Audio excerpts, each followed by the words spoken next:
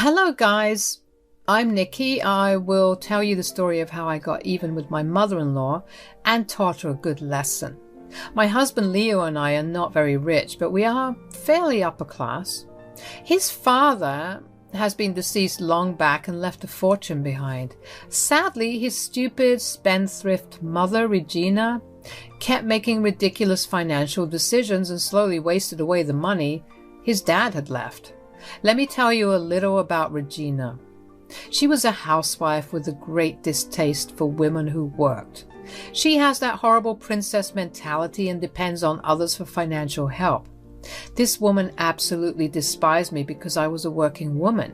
She always demeaned me and called me names because I worked. Leo and I tried to put her in her place, but she would never stop. Eventually, I just gave up, but I never forgot. The part of my life I am about to tell you happened when I got a second job. You see, I was earning well at first but needed money for something. I always had a dream of independently owning a house since I grew up poor. That's why, when my husband bought a house with his money, I also started to plan for mine as well. Leo was very supportive because he knew it was my dream. But Regina had a lot of nasty things to say. She said, "I hear that you have taken up a second job, Nikki. How sad for you. It must be hard being poor." Well, I am not exactly poor, Regina. I'm doing okay. The second job is for other expenses I have been planning to buy. Oh dear, it's okay to not have tons of money, Nikki. You don't have to lie about it. I understand that not everyone has the luxury of being carefree like me. Mom, you are taking things too far. Nikki is not wanting for money, which I cannot say for you, though. You have been spending money like it's endless. You need to be careful or else you will land in trouble again. Oh God, Leo, you don't have to worry about that. I have enough money to pay for the stuff I do. It won't be a problem. You should concentrate on your wife since she is the one slaving her life away. After Regina said this, Leo's face told her everything she needed to know. It was time for her to shut up. I didn't bother yelling at her because I knew she wouldn't change. Besides, I didn't want to stoop to her level just yet. There would be a better time. Regina was a dumb woman who didn't know how to deal with the consequences of her actions. I say this because she comes back at our door 1 year later to complain and cry about her debt. She said, "I don't know how it got so bad. I had so much money, I didn't think it would make such a big difference." Yes, you did have money, but it wasn't endless. Regina, had you worked a job, you would have received more money every month. Oh, shut up, Nikki. I don't need to hear the job nonsense from you. I haven't worked all my life, and I am not planning to start anytime soon. I am above that. There it was again, my mother-in-law's flat-out refusal to work. This woman was truly delusional. I had no idea how she was going to get out of her mess. I saw the numbers and it was a lot. Regina was in a very bad financial situation and she still wasn't going to change. Oh, this didn't mean that she forgot to insult me again. Sometimes I feel like I am her mortal enemy. I chose not to grace her with a reply, but Leo was simply not having it. He said, "Why are you yelling at my wife, Mom? What she said is absolutely right. If you had a job, you wouldn't be in this place. Leo, son, you know, I can't work. I'm an old woman. You want your mother to waste her life struggling at a low-paying job? Just imagine how sad that would be. Look, I know you have aged, but you can still join work. I don't want to see you struggling, but I also can't pay you. You have a lot of debt, Mom. I had warned you about it." "But I really need the money, Leo. I know I should have listened to you, but what's done is done." "Like I said, I cannot help you, Mom. I have just bought this house and I'm still paying the mortgage. I don't have much to give you. Besides, you cannot depend on me every time you run into debt. I have a family now." Regina did not like that at all. She had expected Leo to step up and pull her out of debt like always. But Leo wasn't that stupid anymore. He had run the numbers and seen that he had lost a lot of money paying off Regina's debts. He wasn't going to do that again. Besides, with the mortgage and down payment on the house, he literally didn't have much left. He wasn't going to jeopardize his credit even further by making stupid decisions like helping out Regina. Regina was panicking. She said, "If you don't help me, who will, Leo? I don't know what to do." "Well, there's just one option left. You need to sell the house." "What the hell, Leo? I'm not selling my house. It is your childhood home and has my treasured memories too. I would never be able to afford a house like that again." So, it's not about the memories after all. You simply don't want to sell the house because it is a beautiful place that you definitely cannot afford to buy in the future. Too bad you don't have any other option. This is the only way. Regina was super sad, but knew that she didn't have an option. Even Leo was upset that it had come to this point. It was then that I thought how amazing it would be if I really ended up buying her house. I mean, it was Leo's childhood home and he didn't want to let it go. He also couldn't pay for it because he had recently bought a house. If there was anyone who could buy it, that would be me. I wanted to make that purchase. It was indeed a very beautiful house and just in my budget. After Regina left, I talked it over with Leo. He was actually happy that I wanted to get the house. I made my decision and told Leo not to tell his mom. He agreed because he knew there was no way his mom would get a better offer. She wasn't keen on advertising the house because she didn't want to ruin her status. So she was doing it discreetly through an agent. When Regina finally contacted an agent, I went ahead with my plan. I had texted Regina's agent after the very first insult she had thrown at me. My agent contacted her and the deal was finalized. I was happy, but so was Regina. But my happiness would be long-lasting while hers wouldn't last more than a day. Do you know how I knew Regina was happy? Well, I got an invite from her to a party at her house. You would think Regina would wise up and start planning her finances better. She's not like that. Once she had the money in her account, she immediately went to host a party. She came by the house when Leo wasn't around and said, "Hello, Nikki. I'm glad I could catch you at home. I was half expecting you to be out working a third job on holidays." Very funny, Regina. As you can see, I don't need a third job yet. Tell me what you want. It's such a shame you insist on slaving away your life. I guess not everyone can be as lucky as me. Anyway, since I don't need to slave away my hours, I have plenty of time available to host a party. There is one tomorrow. You are invited. I was a little stunned to hear that she was hosting a party. This woman was literally drowning in debt and had to sell her house. When will she learn to handle her expenses better? I was very confused and annoyed. I said, "Wow, what's the occasion, Regina? That was a very out-of-the-blue invitation." "I don't need an occasion to plan a party, Nikki. I have a lot of spare money at the moment, and what's a better way to utilize money than to host a party?"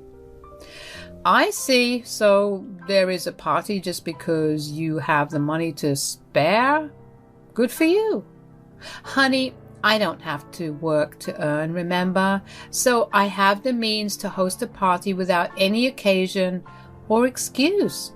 I hope you can take the day off and join the party. Maybe I will pay you the day's wages if you can't make it." "Thanks for the super generous offer, Regina, but I won't be requiring it. I'm perfectly capable of taking a day off without it hurting my finances." My blood was boiling at the way Regina talked to me. She always had a habit of humiliating me, but this was stretching it too far. On one hand, I was getting pissed off at her for troubling us with her financial problems. On the other hand, I was fuming at her superior attitude and the way she constantly demeaned me, even in a short conversation. But I calmed myself down, knowing that I had some great ammo to use against her. The party was actually a great place where I could get my just revenge against Regina. There was no way I would miss it. I took time off work and managed to join Regina's party. It was a grand kiddie party, so it was girls only. My husband stayed at home and I was feeling a little nervous because not all of Regina's friends are good people. Thankfully, there were also some women my age who were Leo's friends. They actually liked me and we hung out together on different occasions. The party was really set up with care and there were a ton of refreshments available. Regina had spent a lot on this party, which she clearly shouldn't have done due to her horrible finances.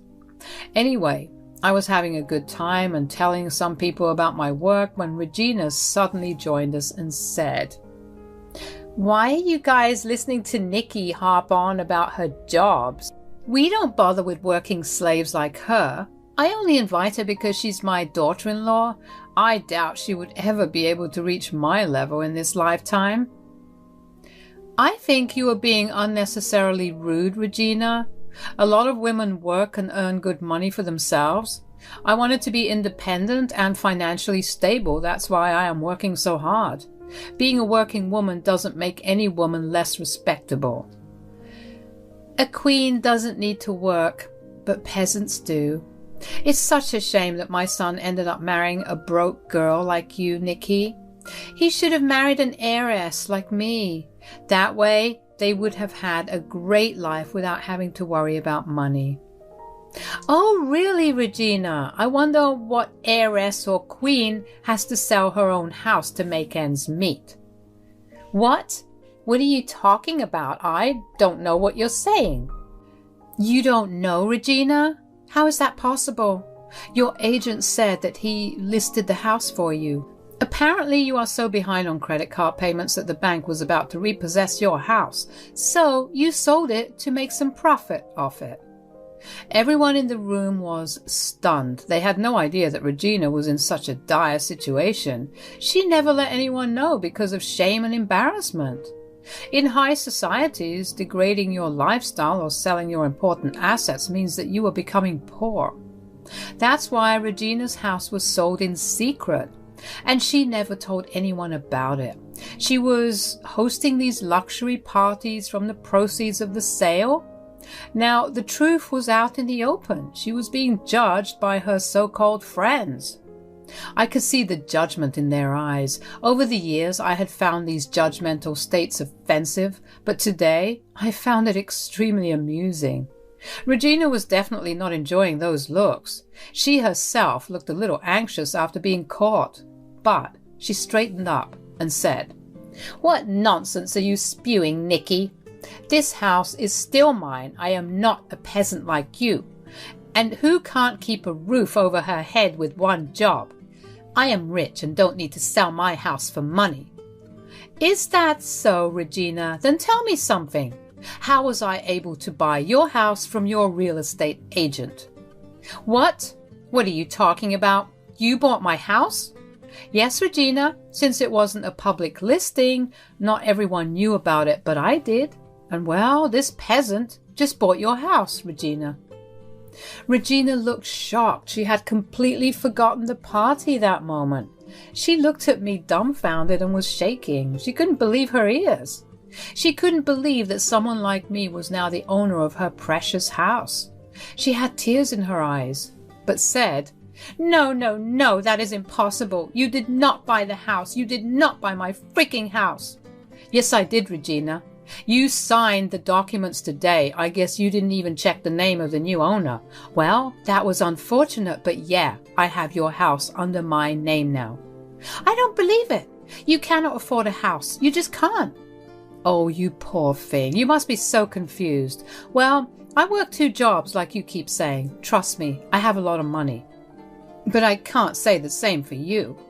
"Well, one house is gone, but that's even better for me. Now I have more money. I did sell it for a handsome amount." Remember that you have a ton of credit card bills and need to repay the bank. You will hardly have anything left. When that money's gone, you won't be able to throw these lavish parties anymore. What a shame. Anyhow, even if you manage to get the money, you definitely wouldn't be hosting it here because I will be kicking you out soon. Regina absolutely turned pale when I said that. Yes, I had truly told her that I was going to kick her out. She hadn't seen this coming. I don't know what she was thinking, though. She hadn't exactly stopped to think what would happen when the new owners would finally take over the house. That was clear to me the last time we spoke.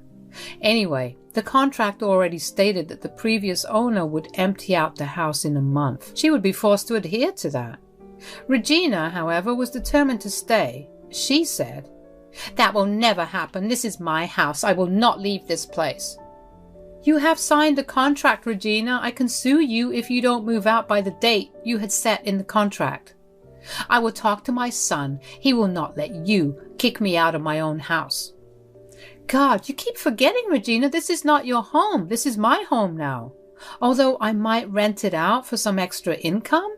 Guess it's time for the peasant to leave her second job and finally live like a queen.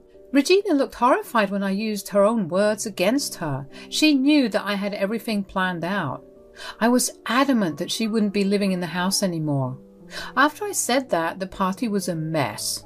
Some people left while others stayed back for the drama, but then I had had enough of my shameless mother-in-law. I gathered my things and simply left, reminding her again that her moving date was getting close. Regina was now crying while some of her friends were consoling her awkwardly. On my way back home, a friend of Leo's rode home with me. I needed to tell Leo what happened at the party and needed someone who would act as a witness. Anyway, I got home, talked to my husband, my friend explained what happened, and we got down to business. Surprisingly, my husband agreed with my decision. He was sick and tired of his mom being a rude and nasty mother-in-law. Leo was at the end of his wits, and he didn't want to deal with his stupid mother anymore. I should also add that Leo was pissed about Regina's awful spending habits. When he compared her to me, it was clear to him that Regina had no business insulting me. Plus, he knew that he needed to stand up for me and do something because his mom wasn't going to change. Overall, our conversation went very well. It was about 3 weeks later that Regina was at the house Leo and I were staying in. She looked like she hadn't slept in a while and her eyes were puffy. We let her in because we had been avoiding her calls for a while now. We needed to talk to her to set her straight. Leo looked glum and I think that bothered Regina a lot. She said, "Leo, you know that your wife has bought my house. She is threatening to kick me out of my home. You need to do something." "What do you expect me to do, Mom? This is her property, so she is the only one who gets a say. Even if Nikki hadn't bought the home, someone else would have. And they definitely would have wanted you out. Had you even planned anything for that?" "Well, I was hoping that I could stay here with you guys." "And when did we discuss this, Mom? When did you tell me that you planned to stay here with us? Did I ever agree to that?" "I didn't tell you because I didn't have to. I'm your mother, so you will let me stay here. I know you won't turn your mother away when she's in trouble." "So you wanted to blackmail me and my wife to house you here for free? What about bills? Did you expect us to pay for that too?" "Of course you did. You have some nerve insulting my hard-working wife when all you do is plan to leech off people." Leo's tone and his words shocked Regina more than anything else that had happened so far. She hadn't expected her own son to turn against her so soon. She was literally shaking and started to cry. Her tears never bothered me before, but now it didn't bother Leo either. Regina said in a sad voice, "Leo, why are you speaking to me like that? What have I ever done to deserve this behavior from you?" "You don't know what you have done? Should I list it for you, Mom? First, you have always depended on me to solve the financial problems in your life that you had intentionally created. Then, You land yourself in a big debt again and end up selling your home, and the worst of them all, you constantly keep insulting my wife, who has done nothing wrong to deserve your horrible behavior. Her only crime, according to you, was to be a hard-working woman. Leo, I know I have been a nuisance, but what can I do? I'm a housewife and don't have any income. That is entirely your fault, Mom. Your princess attitude never made you stop and think about earning money for yourself. You depended on everyone around you to pull you out of your mess. First it was Dad and then me. And don't think I didn't notice how you completely ignore the topic of insulting my wife. I believe Nikki deserves an apology from you. What? You want me to apologize to Nikki? Leo didn't say anything, but his look said everything that was necessary.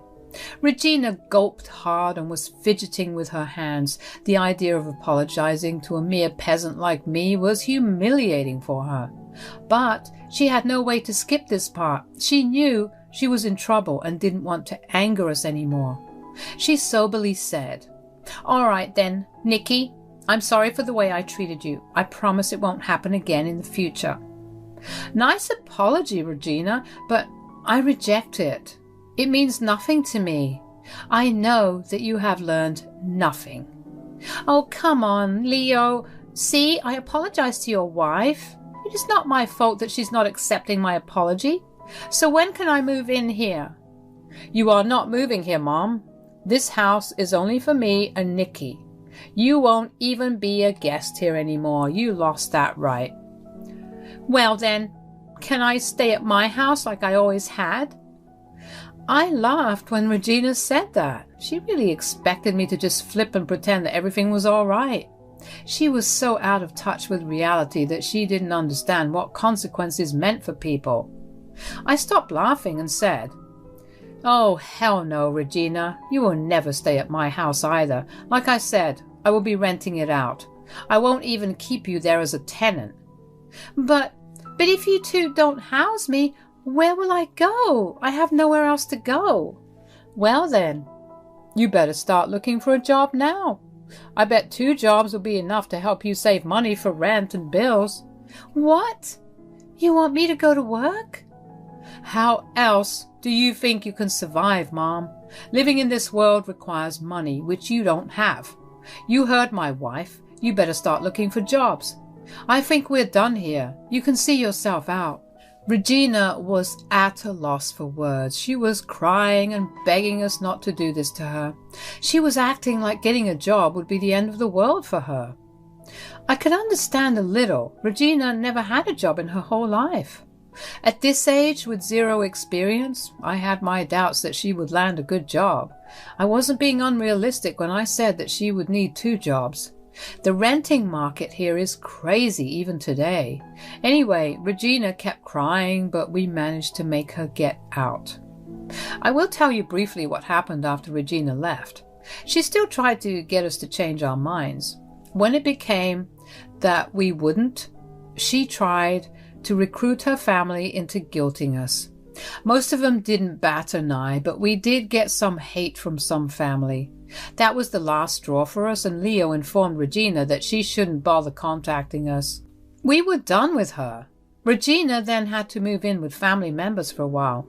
Well then, she got kicked out of all those places. Who would house a woman who didn't earn but loved to spend like she owned a gold mine? The family got tired of her soon. In the end, she was actually forced to get 2 jobs to rent an apartment. It is small and cramped, but Regina can't do better at the moment. We are still in no contact with her and are living happily. The house was a great investment for me, and I got a good amount from renting it out. I quit my 2nd job since I no longer needed it.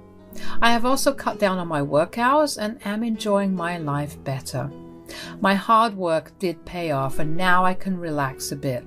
But I can't say that for my princess mother-in-law.